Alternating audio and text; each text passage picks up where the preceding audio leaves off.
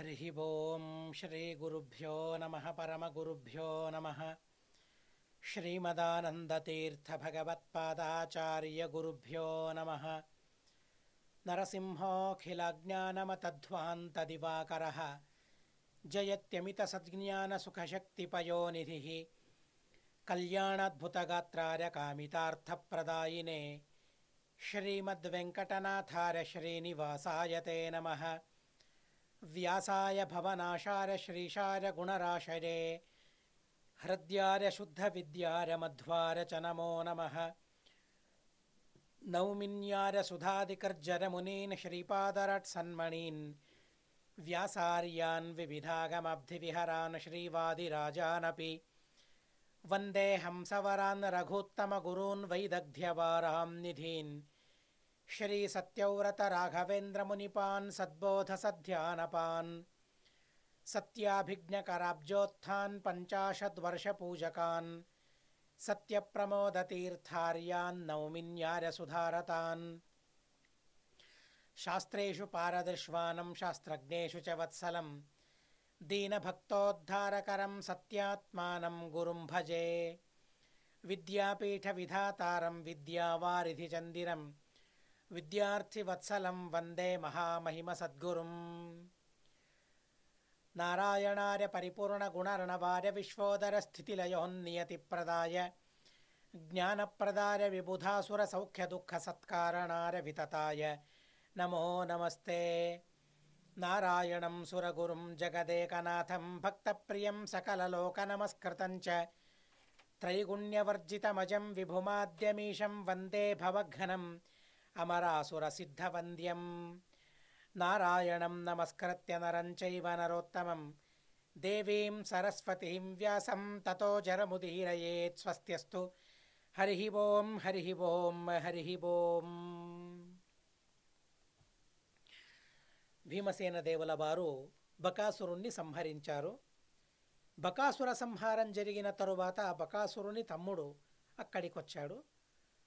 ఆ బకాసురుని పరివారమంతా అక్కడ చేరుకుంది.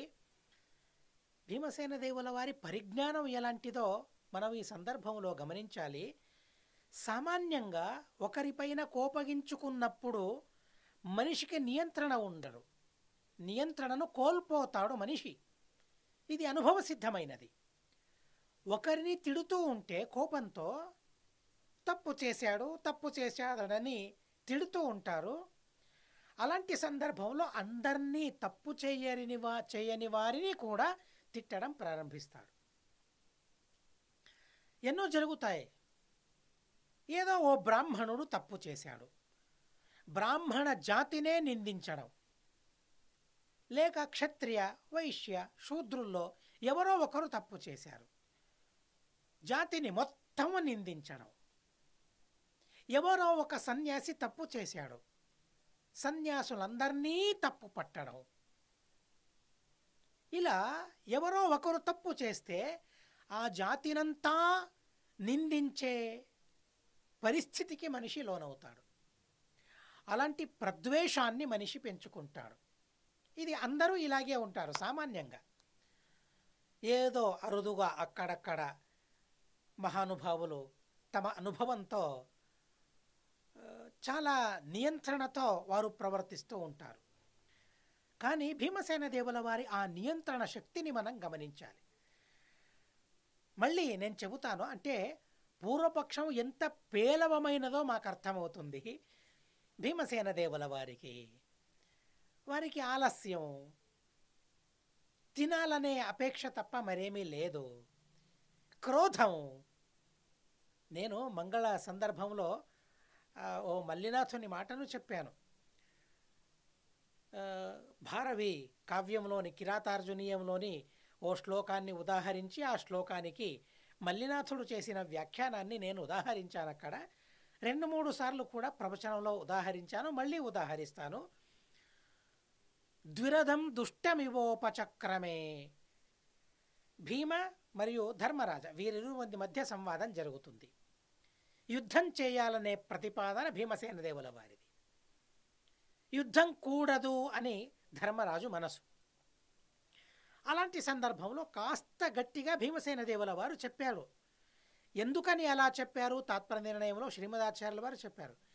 ఇంత గట్టిగా చెప్పి ఉండకపోతే ధర్మరాజు యుద్ధానికి సిద్ధం కాడు. యుద్ధం జరగకపోతే ఏమవుతుంది అసలు? మళ్ళీ మళ్ళీ నేను చెబుతాను. యుద్ధం జరగకపోయి ఉంటే పాండవులు ధర్మరాజు రాజు అయ్యేవాడా? ధర్మరాజు ఏలికలో ఆ సుఖాన్ని ప్రజలు పొందేవారా? ఒక సామ్రాజ్యాన్ని, ఒక రాజ్యాన్ని, ఓ రాజును మనం అనుభవించాలంటే అదేంటి? రాజును అనుభవించడం అంటే ఏంటి అని అనుకుంటారా? ఆ రాజు ఏలికలో ఉండడం, ఆ రాజు ఏలికలో ఏ ఏ సదుపాయాలు, ఏ ఏ అద్భుతమైన సుఖాలు మనకు కలుగుతాయో వాటిని అనుభవించడం రాజును అనుభవించడం అంటే.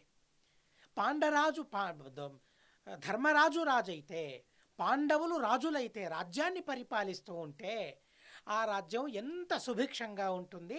అలాంటి సుభిక్షమైన రాజ్యాన్ని అనుభవించాలనే ఆ ప్రజల కోరిక ఏదైతే ఉందో ఆ ప్రజల కోరిక తీరుతుందా? లేదు. కనుక ప్రజలకు అలాంటి సామ్రాజ్యాన్ని, రాజ్యాన్ని ఇవ్వాలనే కోరిక భీమసేన దేవుల వారిది. గట్టిగా చెప్పకపోతే ధర్మరాజు వినడు. కనుక కాస్త గట్టిగా చెప్పాడు. మహాభారతంలోనే ఆ విషయాలున్నాయి, మీరు క్రమంగా వింటారు. ఈ సందర్భంలో భారవి ఆ కవి భీమసేన దేవుల వారిపైన ఏం ద్వేషమో తెలియదు కానీ తనంటాడు, ద్విరథం దుష్టమివోపచక్రమే. ధర్మరాజుకు ఆ భీమసేన దేవుల వారిని నిగ్రహించడం తన వల్ల కాలేదట.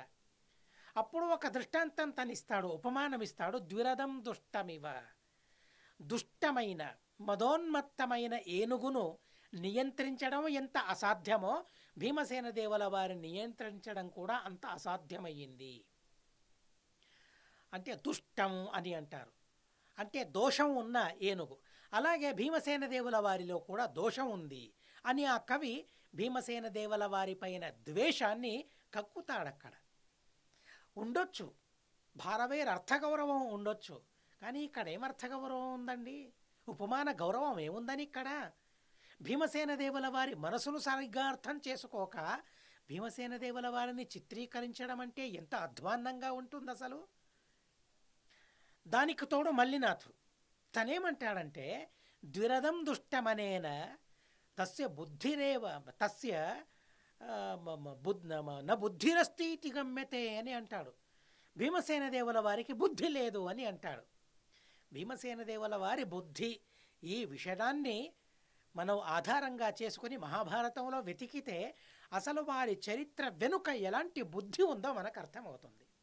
ఇక్కడ మనం గమనిద్దాం, భీమసేన దేవుల వారి బుద్ధిని గమనిద్దాం. ఇప్పుడు మనం విన్నాం, ఎవరో ఒకరు తప్పు చేస్తే జాతినంతా నిందించడం, ఇలా అందరూ చేస్తారు. ఇలాంటి ఉదాహరణలు ఎన్నో ఉన్నాయి. ఇలాంటి ఉదాహరణలు పురాణాల్లో కూడా ఉన్నాయి, మహాభారతంలో కూడా ఉన్నాయి. ప్రతి ఒక్కరి జీవితంలో ఏదో ఒక సందర్భంలో ఇలాంటి ఘటనలు చోటు చేసుకుని ఉంటాయి, ప్రతి ఒక్కరి జీవితంలో. కానీ భీమసేన దేవుల వారి జీవితంలో అలా ఉన్నాయా? రాక్షసుడు తప్పు చేశాడు. ఎవరు తప్పు చేశాడు? బకాసురుడు తప్పు చేశాడు. బకాసురుడు తప్పు చేస్తే వారి జాతిని అంతటినీ నిందించడమా? వారి జాతిని అంతటినీ సంహరించాలా? కాదే. ఈ సమయంలోనే, ఈ సందర్భంలోనే వారి భావన ఏంటో, వారు ఎలా ఉన్నారో పసిగట్టి వారిని ఆదరించాలి. మంచివారైతే, దుష్టులైతే వారిని నిగ్రహించాలి. కీచకుణ్ణి సంహరించారు. కీచకుణ్ణి సంహరిస్తే ఆ కీచకుని అనుచరులను ఏం చేశారు? బ్రతికించారా? లేదే. ఎందుకంటే వారు దుష్టులు. వ్యక్తి యొక్క స్వభావం ఎలాంటిది కనిపెట్టే వారిలో భీమసేన దేవుల వారు అగ్రగణ్యులు, ముందంజలో ఉంటారు. ఎవరు ఎలాంటి వారు పసిగట్టడంలో భీమసేన దేవుల్లాంటి వారు మరొక్కరు లేరు. దాన్ని నేను చెప్పడం కాదు, మహాభారతాన్ని మీరు చదవండి, మీకే తెలుస్తుంది. కానీ అనువాదాల్ని చదవకండి. నా విన్నపం, నా ప్రార్థన, ఇప్పటి అనువాదాలు ఏవైతే ఉన్నాయో అప్పుడో జరిగాయి. ఇప్పుడే నేను చెప్పాను, ద్విరథం దుష్టమివోపచక్రమే. భీమసేన దేవులి వారిపైన ద్వేషాన్ని కక్కేవాళ్ళు కూడా లోకంలో ఉన్నారు. అలాంటి వారి కావ్యాలను చదివితే మాకు కూడా అలాగే అనిపిస్తుంది. కనుక మేమేం చేయాలి? సరి అయిన అనువాదం ఎవరిదో నిర్ధారణ చేసుకుని మేము ఆ అనువాదాల్ని మనం చదవాలి. తప్పుడు అనువాదాల్ని మనం చదివితే ఏమవుతుంది? తప్పుడు విషయాలు చదివినట్లు అవుతాం. కనుక అలా కాకుండా మహాభారతాన్ని స్పష్టంగా శ్లోకం అనువాదం చేస్తూ ఉంటే ఆ శ్లోకానికి ఇదే అనువాదం అనిపించాలి. మా గురువరేణ్యుల వారు చాలా అద్భుతంగా మహాభారతాన్ని చెప్పారు. కన్నడలో చెప్పారు, వినండి. చాలాసార్లు నేను చెప్పాను, కన్నడలోని వారి ప్రవచనాలను వినండి, కన్నడ నేర్చుకోండి అని నేను మీకు చెప్పాను. ఏదో ఒకరి ప్రేమ, ఒక దేశంలోని రాష్ట్రంలోని వ్యక్తుల ప్రేమను సంపాదించాలనే ఉద్దేశంతో ఆయా భాషలను నేర్చుకుని తప్పుగానో సరిగ్గానో ఏదో ఒక విధంగా మాట్లాడితే చాలు వారి ప్రేమను సంపాదించుకోవాలని కోరుకునే వాళ్ళు ఉన్నారు లోకంలో. అలాంటప్పుడు మహాస్వామీజీ వారి ప్రవచనాల్ని విని తరించాలనే ఉద్దేశంతో కన్నడను నేర్చుకోవడంలో తప్పులేదు కదా. మా భాష కాదు అని అనడం ఎందుకు? అన్నీ మా భాషలే కదా. భారతీయ భాషలన్నీ మా భాషలే. కనుక ఏ భాషను నేర్చుకున్నట్లయితే మనకు పరబ్రహ్మ యొక్క జ్ఞానం పరిశుద్ధంగా మనకు కలుగుతుందో అలాంటి భాషను నేర్చుకోవడంలో తప్పు లేదు. కనుక నేర్చుకోండి. అలా వింటూ నేర్చుకోండి. రోజుకు 10 నిమిషాలు, రోజుకు 1 నిమిషం. ఇప్పుడన్నీ రీళ్ళు వస్తూ ఉన్నాయి, ఒక్కొక్క నిమిషం వారి ప్రవచనాలు. అలా వినండి, నిమిషం వినండి, ప్రతిరోజు 1 నిమిషం వినండి. అర్థం చేసుకోవడానికి ప్రయత్నించండి. ఎందరో ప్రయత్నిస్తూ ఉన్నారు. సరే, అలాంటి మహాభారతాన్ని మనం చదవాలి. కిరాతార్జునీయాన్ని చదివితే భీమసేన దేవుల వారిపైన ఇలాంటి భావనే మనిషికి కలుగుతుంది. అలాంటి ప్రవచనాలను మనం వింటూ ఉంటే భీమసేన దేవుల వారిపైన అలాంటి ప్రగాఢమైన ద్వేషమే కలుగుతుంది. కానీ భీమసేన దేవుల వారి బుద్ధి ఏంటో మనం ఇక్కడ గమనించాలి. బుద్ధి లేని వాళ్ళు ఆ కవులే తప్ప బుద్ధి లేని వారు భీమసేన దేవుల వారు అనడము దానివల్ల చాలా అనర్థం. సరే, ఇక్కడ వారి బుద్ధి ఏంటో మనం గమనిద్దాం. బకాసురుణ్ణి భీమసేన దేవుల వారు చంపారు, వారి పరివారాన్ని సంరక్షించారు. హిడమ్ముణ్ణి సంహరించారు, తన చెల్లెల్ని పెళ్లి చేసుకున్నారు. ఎంతటి విచిత్రమో గమనించండి. హనుమంత దేవుల వారి జీవితంలో కూడా ఇలాంటి గాథలున్నాయి. విభీషణుడు వచ్చాడు. విభీషణుడు వస్తే ఆ విభీషణుణ్ణి స్వీకరించాలా బహిష్కరించాలా అని ఒక సభ జరిగింది. సభ జరిగితే అందరూ తనను స్వీకరించకూడదు అని ప్రతిపాదించారు. అందరూ సుగ్రీవుని వరకు, కపిరాజైన సుగ్రీవుని వరకు తను శత్రు సామ్రాజ్యం నుండి తను వచ్చాడు కాబట్టి తనను స్వీకరించకూడదు అని అందరూ ప్రతిపాదించారు. కానీ భీమసేన దేవుల వారు అన్నారు, హనుమంత దేవుల వారు అన్నారు, సరే, శత్రు సైన్యం నుండి తను వచ్చాడనే విషయం వాస్తవం. కానీ తను శత్రువై తను వస్తూ ఉన్నాడా? దాని గురించి ఆలోచించాలి కదా. శత్రు సైన్యం నుండి వచ్చినంత మాత్రాన తను శత్రువని నిర్ధారించుకోవడం తప్పులో కాలేసినట్లే. కనుక అలా చేయకూడదు.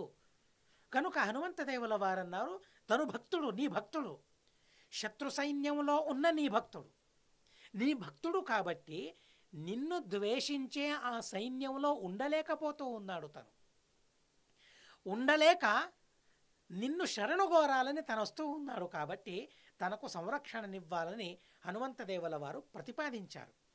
అలా శత్రు సైన్యంలోని వారిలో కూడా మంచితనం ఉందనే విషయాన్ని హనుమంత దేవుల వారు పసిగట్టారు. అలాగే భీమసేన దేవుల వారు కూడా ఒక్క వ్యక్తి కాదు, బకాసురుని తమ్ముడు మాత్రమే కాదు, వారి అనుచరులందరూ కూడా ఉన్నారు. తప్పు చేసిందెవరు? బకాసురుడు తప్పు చేశాడని అందరినీ నిందించడమా? అందరినీ తప్పితస్తులని తీర్మానించడమా? కాదు కదా. కనుక వారు తప్పితస్తులు కారు అని నిర్ధారణ చేసుకున్నారు.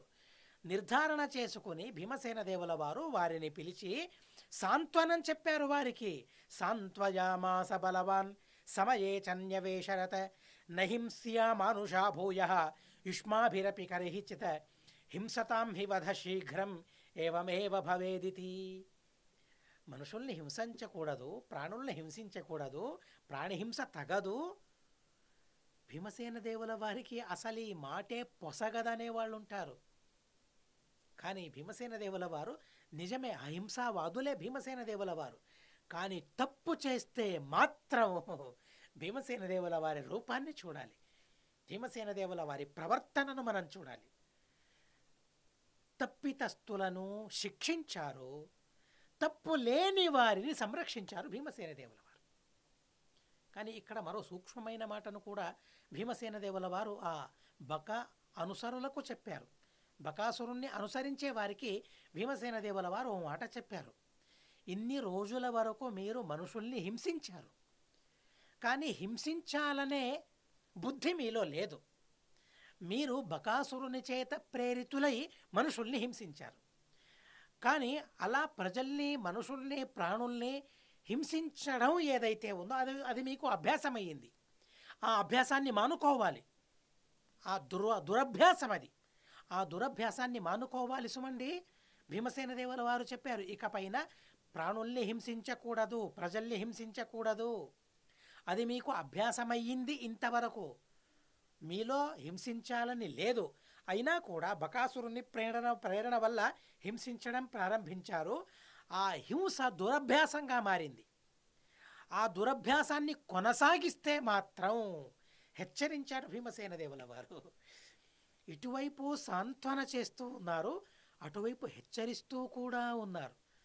భీమసేన దేవుల్లోని ఈ వ్యక్తిత్వం ఏదైతే ఉందో, ఆ విచిత్రమైన ఆ పాత్ర నిర్వహణ శక్తి ఏదైతే ఉందో చాలా విచిత్రమనిపిస్తుంది. హెచ్చరించడం, సాంత్వన చేయడం. హెచ్చరించడం, బుజ్జగించడం అని అంటారే, సాంత్వయామాస, బుజ్జగించారు.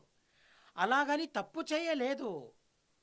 కేవలం బుజ్జగిస్తూ ఉంటే తప్పులు చేస్తారు. అరే, తను బుజ్జగించాడు కదా, తను ప్రేమతో చూశాడు కదా, మేం తప్పు చేసినా కూడా ఇలాగే ప్రేమిస్తాడేమో అనే భ్రమలో మనిషి ఉంటాడు. కనుక భీమసేన దేవుల వారు హెచ్చరించాడు కూడా అక్కడ. ఎంతటి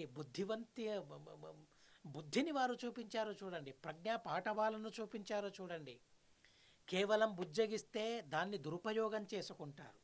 కనుక కేవలం బుజ్జగించడం తగదు, కనుక హెచ్చరించాలి. కేవలం హెచ్చరిస్తే భయంతో ఉంటారు వాళ్ళు. కనుక అలా భయంతో కూడా ఉండకూడదు, సంతోషంగా వారు ఉండాలి. చూడండి, ఆ బకాసురుని అనుచరుల జీవితంలో కూడా సంతోషమనే పువ్వు వికసించేలా చేసిన మహానుభావులు భీమసేన దేవుల వారు.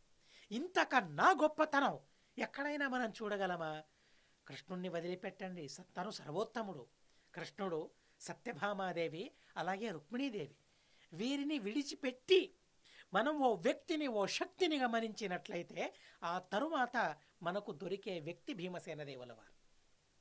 నేనేదో మళ్ళీ భీమసేన దేవుల వారిపైని ప్రేమతో చెబుతున్నాను. అవునండి, ప్రేమ ఉండాలి. ఎందుకని ప్రేమ? భీమసేన దేవుల వారి వ్యక్తిత్వాన్ని గమనించి వారిపైన ప్రేమ పెళ్ళుపుకుతూ ఉందే తప్ప ఏదో వారి పక్షాన్ని కట్టాలి అనే ఉద్దేశంతో మాత్రం కాదు. వారి వ్యక్తిత్వాన్ని మహాభారతంలో చూసాం, వారి వ్యక్తిత్వాన్ని శ్రీమదాచార్యుల వారి దృష్టిలో గమనించాం. కాబట్టి భీమసేన దేవుల వారిపైన నిష్పక్షపాతమైన ప్రేమ, నిర్హేతుకమైన ప్రేమ, నిర్వ్యాజమైన ప్రేమ భీమసేన దేవుల వారిపైన కాస్తో కూస్తో అణువంత ఉంది మాలో ప్రేమ. నిజమైన ప్రేమ లేదు, అంతటి పెద్ద గొప్ప ప్రేమ మాలో లేదు. అయినా కూడా భీమసేన దేవుల వారిపైన ఆ ప్రేమ ఉంది. ఎందుకని? వారి జీవితాన్ని, వారి వ్యక్తిత్వాన్ని గమనించి ఆ ప్రేమ, గౌరవం, భక్తి, ఆదరం భీమసేన దేవుల వారిపైన మాకందరికీ ఉంది. ఎందుకని? ఇందుకోసమే. రాక్షసుల అనుచర జీవితంలో కూడా సంతోషం విరబూసేలా చేశారే భీమసేన దేవుల వారు. అలాగని బుజ్జగించడం మాత్రం కాదు, హెచ్చరించారు. ఏమని హెచ్చరించారు? హింసతాం హి వధ శీఘ్రం ఏవమేవ భవిష్యతి. చూపారు, బకాసురుని చూపి, మీరేమైనా ప్రజల్ని హింసిస్తే ఆ క్షణమే మీ ముందు నేను ప్రత్యక్షమవుతాను. నేను ప్రత్యక్షమవ్వడం కాదు, మృత్యువు మీకు ప్రత్యక్షమవుతుంది. మీ బకాసురుడు ఎలా చనిపోయాడో చూపిస్తూ చెబుతూ ఉన్నారు. మీ బకాసురుడు, మీ నాయకుడు ఎలా చనిపోయాడో అలాంటి చావు మీకు రావడం ఖాయం. కనుక చాలా జాగ్రత్తగా ఉండాలి.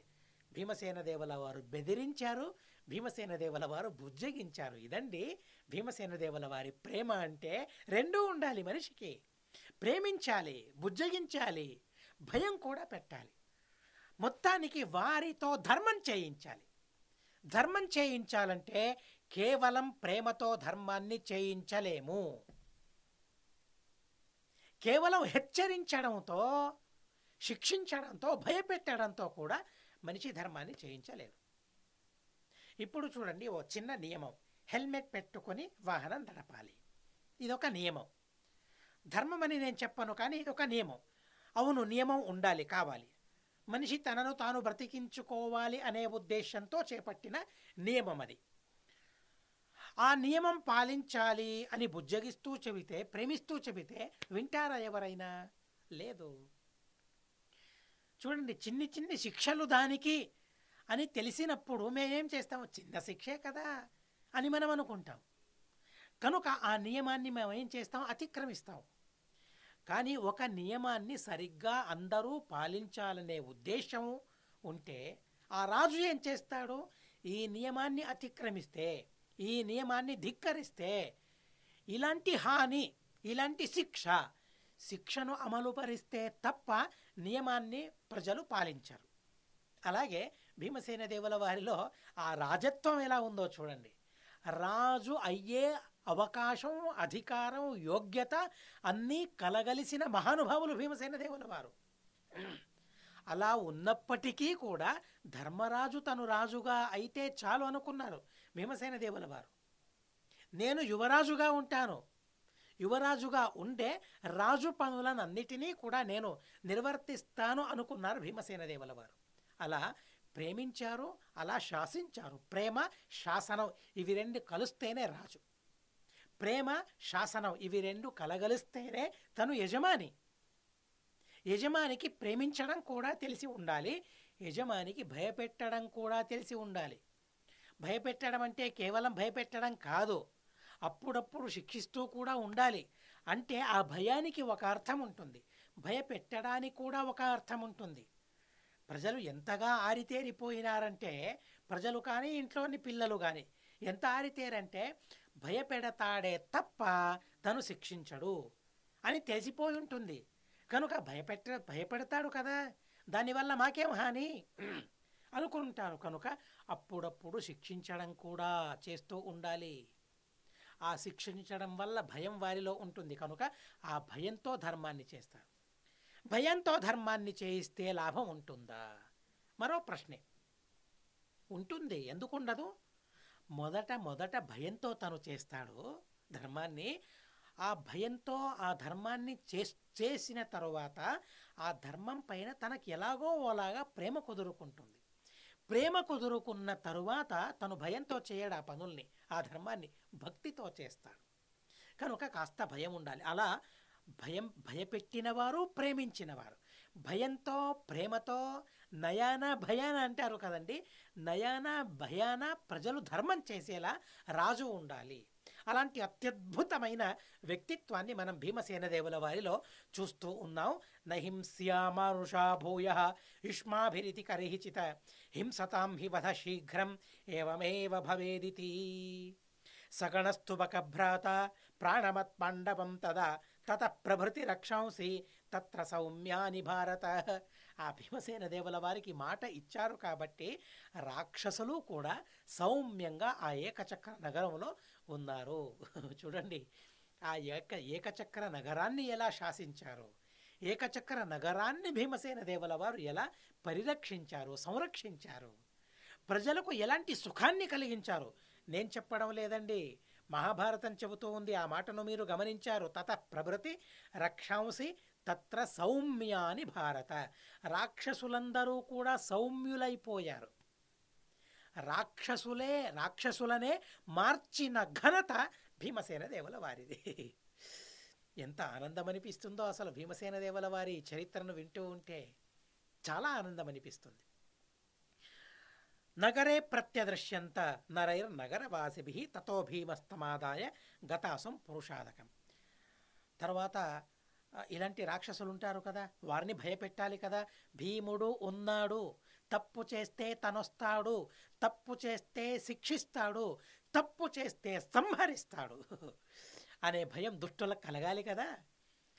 కనుక ఇక్కడ కూడా హిడింబుణ్ణి ఎలా చంపాడో అలాగే చంపాడు.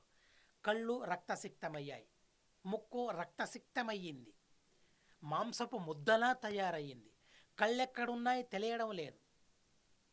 ముక్కు ఎక్కడుంది తెలియడం లేదు, పెదవులు ఎక్కడున్నాయి తెలియడం లేదు. అలా ఆ శవాన్ని మార్చారట.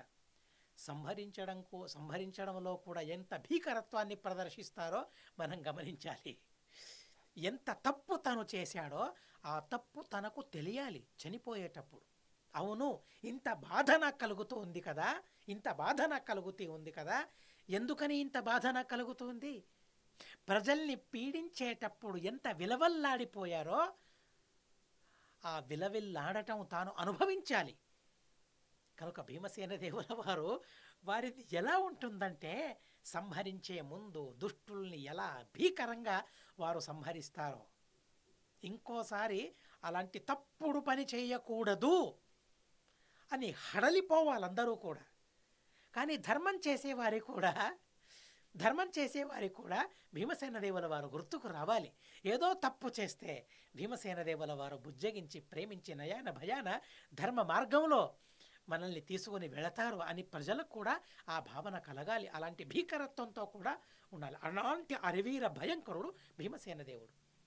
అలా భయంకరంగా ఆ శవాన్ని ఈడ్చుకొని వస్తూ ఉన్నారట భీమసేన దేవుల వారు. చూస్తూ చూస్తూ అసలు ప్రపంచమే హడలిపోయింది. దుష్టులందరూ కూడా హడలిపోయారు. తనున్నప్పుడు ఇక మేమేం తప్పుడు పనులు చేయడం ఎలా కుదురుతుంది, తను వస్తాడు అనే భయం క్షణక్షణం అందరి మనసులో ఆ భయం అనే రైలు పరిగెత్తేట్లు భీమసేన దేవుల వారు చేశారు. ఈడ్చుకొని వచ్చి ఆ ద్వారదేశంలో ఆ శవాన్ని విసిరేశారు. శవాన్ని విసిరేసి పురమాగాత్ సమారుతి అంటే ఆ దేహం పైన కూడా భీమసేన దేవుల వారికి ప్రేమ లేదు. ఎందుకని? తప్పు చేశాడే తను. కనుక ఆ దేహాన్ని ఈడ్చుకొని వచ్చి భీమసేన దేవుల వారు ద్వారదేశంలో విసిరేశారు ఆ దేహాన్ని. దుష్టులకు ఎలాంటి పరిస్థితి కలుగుతుందో భీమసేన దేవుల వారి సందర్భంలో చెప్పారు. తర్వాత వారు మళ్ళీ ఇంటికి వచ్చారు. వారి కోపం చూడండి ఎంత నియంత్రణలో ఉంటుంది. నాకే ఆశ్చర్యం అనిపిస్తుంది. అసలు ఏంటబ్బా ఈ వ్యక్తి అని అనిపిస్తుంది. రోమాంచనాలు వస్తాయి. అసలు భీమసేన దేవుల వారి గురించి చెబుతూ ఉంటే వింటూ ఉంటే అంతటి క్రోధం కలిగిన వారు, అంత భయంకరంగా సంహరించిన వారు క్షణంలోనే ప్రేమను చూపించారు కదా రాక్షసులపైన, మిగిలిన రాక్షసులపైన. మనిషి కోపగించుకున్నప్పుడు మళ్ళీ అంటే ఆ భీమసేన దేవుల వారి ఆ స్వరూపాన్ని, యోగ్యతను అర్థం చేసుకోవడానికి నేను ప్రయత్నిస్తూ ఉన్నాను. నన్ను కాస్త అర్థం చేసుకోండి, మీరు అర్థం చేసుకుంటారు, నాకు తెలుసు అర్థం చేసుకుంటారని. వారి స్వరూపాన్ని, స్వభావాన్ని నేను నెమరేవేసుకుంటూ ఉన్నాను మళ్ళీ మళ్ళీ. సాధ్యమవుతుందా ఇది? అసలు సాధ్యమవుతుందా? అసలు ఓ కోపంలో ఉన్నప్పుడు ఆ కోపాన్ని ఎవరిపైనో మనం చూపెడతాం. ఎవరిపైన కోపమో ఎవరిపైనో చూపెడతాం మనం. ఎవరో వచ్చారు, ఏదో తప్పు జరిగింది, తిట్టారు. ఆఫీసులో యజమాని నన్ను తిడితే ఆ కోపాన్ని భార్య పైన చూపితే ఎలా ఉంటుంది? అలా చేస్తాం కదా మనం. ఎవరిపైన కోపాన్నో ఎవరిపైనో మనం చూపిస్తాం. ఎవరిపైనో కోపగిస్తూ ఉన్నప్పుడు ఆ కోపం మరొకరిపైన కూడా వెళుతుంది. ఆ సందర్భంలో తల్లిని తిడతాం, తండ్రిని తిడతాం, మొత్తం ప్రపంచాన్ని తిట్టిపోసుకుంటాం. ఆ క్రోధానికి నియంత్రణ అనేది ఉండదు అసలు. అలా మా స్వభావం ఉంటుంది, అందరి స్వభావం అలా ఉంటుంది. కానీ ఇతనేమి భీమసేన దేవుల వారు ఎలా నియంత్రించుకుంటారు అసలు కోపాన్ని? ఇలాంటి భీమసేన దేవుల వారిని మనం ప్రార్థిస్తే మా కోపంలో కూడా నియంత్రణ సిద్ధిస్తుంది. నాకైతే నమ్మకం ఉంది. భీమసేన దేవుల వారిని ఆ సందర్భంలో, కోపం వచ్చిన సందర్భంలో భీమసేన దేవుల వారిని మనం స్మరించుకోవాలి. ఆ కోపానికి ఒక నియంత్రణ, అంకుశం అనేది ఆ భీమసేన దేవుల వారి చింతన అవుతుందని నా అభిప్రాయం. ఇది ఏదో అభిప్రాయం అని కాదు, నా నమ్మకం, ప్రగాఢమైన నమ్మకం నాది. క్షణంలో ఏదో తల్లి, అమ్మ, నాన్న, అన్నదమ్ముళ్ళు వారిపైన అలాంటి ప్రేమ కానీ రాక్షసులపైన అలాంటి ప్రేమను చూపిస్తూ ఉన్నారే, ప్రజలను హింసించిన రాక్షసులపైన. అంటే ఆ భీమసేన దేవుల వారి మనస్సు ఎంత చక్కగా, ఎంత సన్మార్గంలో ఆలోచించిందో.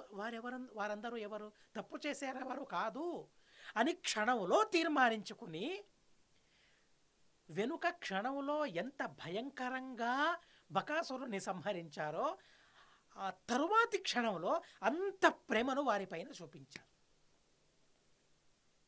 అంత సాంత్వన వారిపైన చూపించారు భీమసేన దేవుల వారు. సాధ్యమవుతుందా ఇది? సాధ్యం కాని గుణమే అని అనిపిస్తుంది, కానీ భీమసేన దేవుల వారికి మాత్రం ఇది సాధ్యం. ఎవరో మరొకరు చెప్పారండి, భీమసేన దేవుల వారికి బుద్ధి లేదు, సాధన చేయడం వారికి తెలియలేదు, కాబట్టి మధ్వాచార్యులై వారు సాధన చేశారు అని కొందరు ప్రవచనంలో చెబుతూ ఉంటారు. ఎంతటి సాధన వారు చేశారో గమనించారా? అసలు మహాభారతాన్ని చదివామా మనం? మూల శ్లోకాలను చదువుకున్నామా మనం? సిగ్గు కలగాలి కదండి మాకు.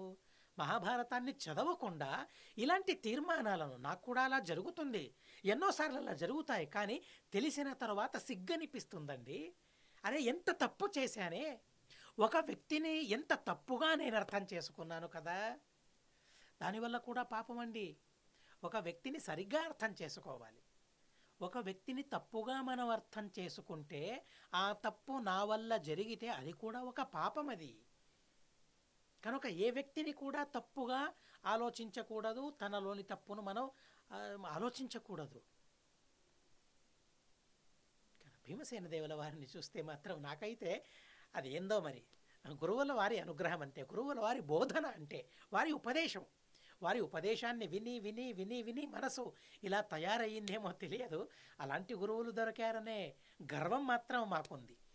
అలా ఉపదేశం చేసే గురువులు దొరికారనే గర్వం. ఎన్నిసార్లు గర్వించినా ఆ గర్వానికి అసలు అది ఆ గర్వం ఎలాంటిదంటే, ఆ గర్వం భయంకరమైనది కాదు, ఆ గర్వం మంచి గర్వం. అది ఆ గర్వం మనిషికి కావాలి, అలాంటి గర్వం ఉండాలి.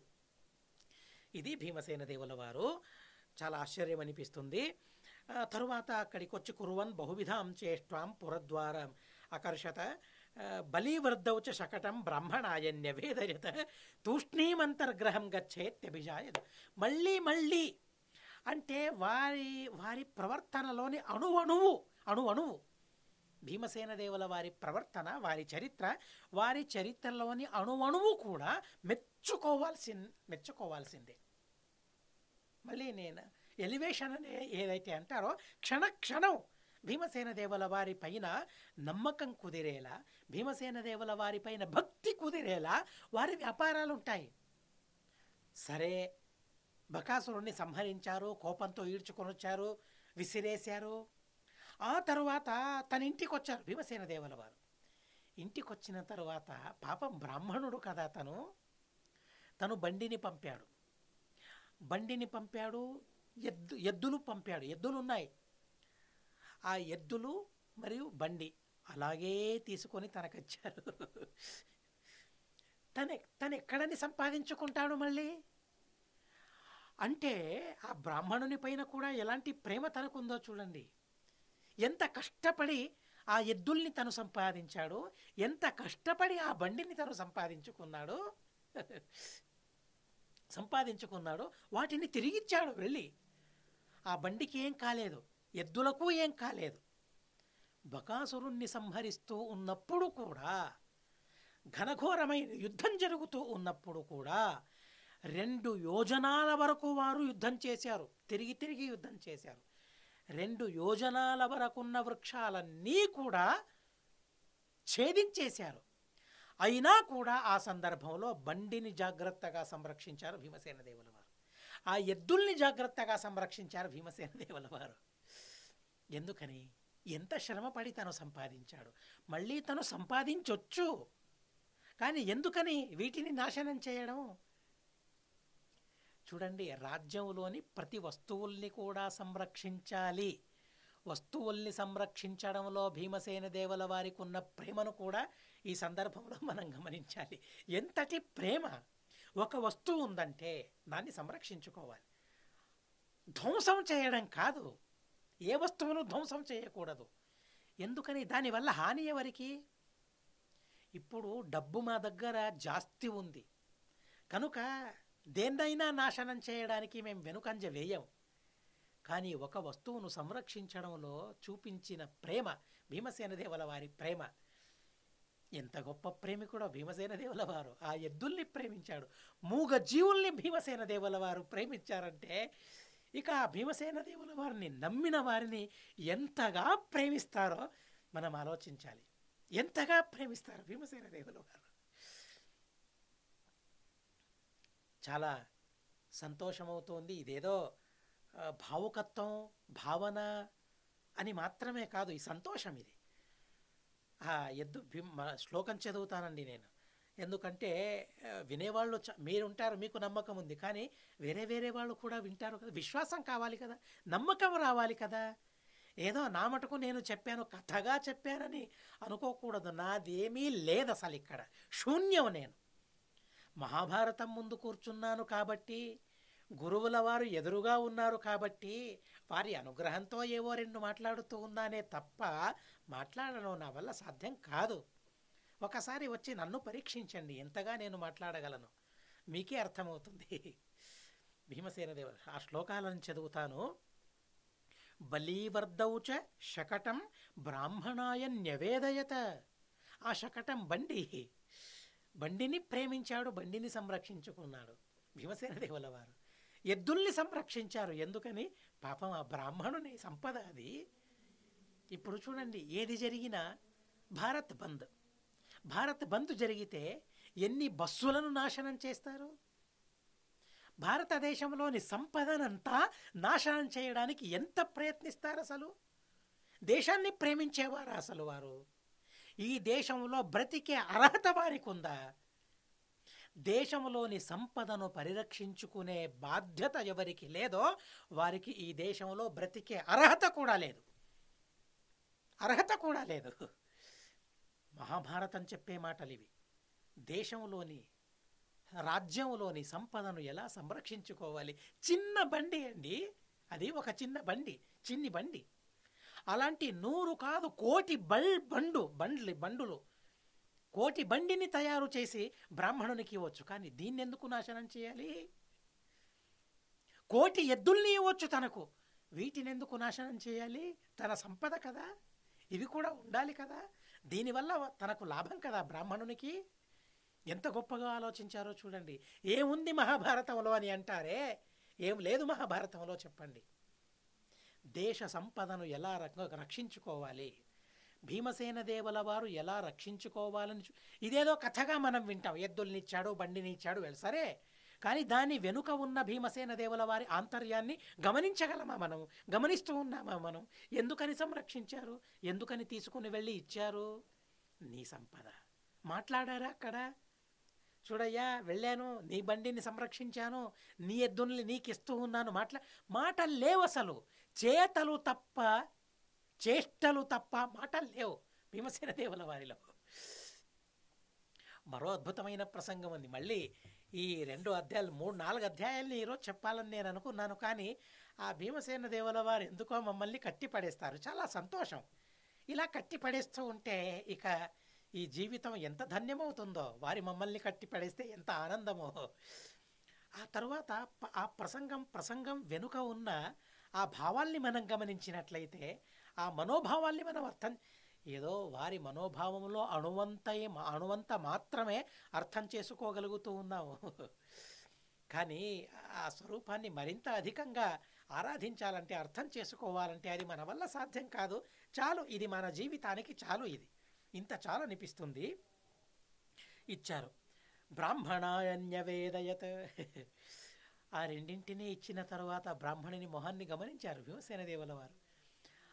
ఆ మొహంలో ఎంత సంతోషమో అసలు, ఎంత ఆనందమో అసలు. ఆనందాన్ని భీమసేన దేవుల వారు చూశారు. ఇక నన్ను స్తుతించడం ప్రారంభిస్తాడేమో తను అనుకున్నారు. సహజమే ఇది. ఇంత ఉపకారం చేసిన ఓ మనిషి ఎదురుగా ఉంటే ఎవరు స్తుతించారండి? కానీ భీమసేన దేవుల వారు ఏం చేశారో చూసారా? భీమసేన దేవుల వారు అన్నారు, తూష్ణీమంతర్గ్రహం గచ్చేత్యభిధాయ ద్విజోత్తమం. గొప్ప బ్రాహ్మణుడు తను, సామాన్య బ్రాహ్మణుడు కాదు. భీమసేన దేవుల వారు తనను సంరక్షించారంటే, భీమసేన దేవుల వారి సంరక్షణలో తన జీవితాన్ని నిరూపించుకున్నారంటే, ఆ మహానుభావుడు ఎంత గొప్పవాడు. కనుక ద్విజోత్తమం అని మహాభారతం అంటుంది. ఏమన్నారు? తూష్ణీమంతర్గ్రహం గచ్చేత్యభిధాయ. మాట్లాడకయ్యా, మాట్లాడకు, వెళ్ళిపో లోపలికి అన్నారు. ఏంటి భీమసేన దేవుల వారి వ్యక్తిత్వం? నలుగురు పొగుడుతూ ఉంటే, ఎవరో నా గురించి మంచి చెబుతూ ఉంటే, నా గురించిన మంచి మాటల్ని, నా గురించిన పొగడతల్నే వినాలని మనిషి ఆరాట పడుతూ ఉంటాడు ఎల్లప్పుడూ కూడా.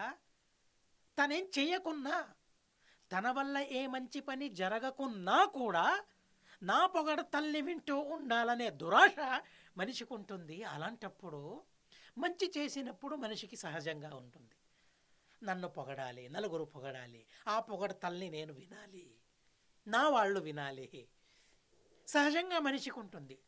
అది తప్పు అయినా తప్పు కాదు. మంచి చేశాడు కాబట్టి పొగడతల్ని వినాలి అనుకోవడం తప్పు కాదు, కానీ తప్పు. సరే, దాని గురించి మనం చర్చించడం వద్దు. భీమసేన దేవుల వారు ఉన్నప్పుడు మన గురించి ఏం ఆలోచించడం. కానీ భీమసేన దేవుల వారు ఇప్పుడు ఎంత మంచి పని చేశారు. జీవితాన్నే సంరక్షించారు. ఒక బ్రాహ్మణుని జీవితాన్ని కాదు, బ్రాహ్మణుడు, తన భార్య, కూతురు, కొడుకు, నలుగురు జీవితాన్ని భీమసేన దేవుల వారు సంరక్షించారు. దీన్ని మనం గమనించినట్లయి ధర్మ అర్థ కామ మోక్షాలను భీమసేన దేవుల వారు సంరక్షించినట్లుగా భాషిస్తోంది. నలుగురిని సంరక్షించారు, నాలుగుని సంరక్షించారు. ధర్మ అర్థ కామ మోక్షాలను సంరక్షించిన వారు భీమసేన దేవుల వారు. ఇలా వారి జీవితాన్ని రక్షించడం మాత్రమే కాకుండా ఇకపైన ఏకచక్ర నగరంలో ఇలాంటి హింస ఉండదు,